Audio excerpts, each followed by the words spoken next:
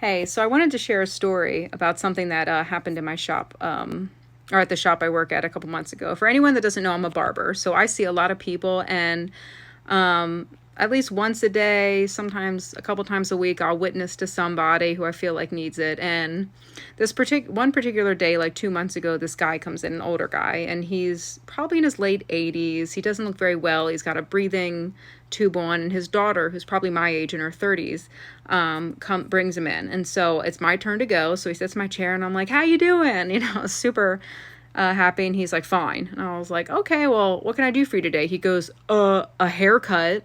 like like real me. And I'm like, "Okay."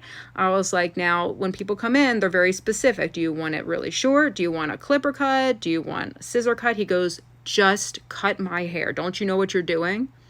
And at this point, if this was me 3 years ago, I would have, I don't know, probably told him to get out of my chair. But instead, I didn't. I was like, "Just be nice, Adrian. Just keep your mouth shut and don't talk. Just do his hair and then he'll go." So I start just cutting his hair. I'm not saying one word. And I feel Holy Spirit like, "Ask this man what's wrong." And I'm like, "No, I don't think I'm going to do that." But of course, I was obedient. And so I said to the guy, I was like, "Are you okay?" And he's like, "Yeah, why?" And I was like, "You just seem kind of upset. You want to talk about it? You're stuck with me for the next 15, 20 minutes anyway."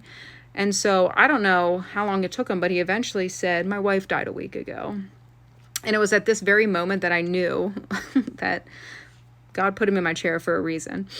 And so I told him, I was like, "I'm so sorry for your loss." He goes, "I don't understand." He goes, I think he said he had 3 or 4 children, but only one was still living. Like the other ones had passed too.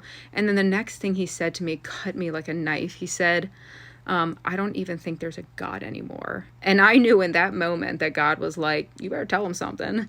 And so I don't even remember what I said. I'm telling you, Holy Spirit just took over for the rest of the haircut. But I just started witnessing to him, telling him that there was a reason for it, even though he doesn't understand why things happen. There is a reason for it. And again, I don't remember everything I said. It just came out of me. And by the time he left my shop, he was smiling. He shook my hand. I even gave him my phone number in case he ever just needed someone to talk to, because it seemed like he really didn't have anybody to talk to. And even though he's never called me, he left that shop a different man. He said he was going to go home, he was going to open up that Bible, he was going to talk to God. And so there are so many opportunities in everyday life. You don't have to be a pastor or a preacher. You can do it at work. You can share the word. Next time you feel like Holy Spirit is telling you to do something, even if it's uncomfortable, you should just do it anyway. Have a blessed night.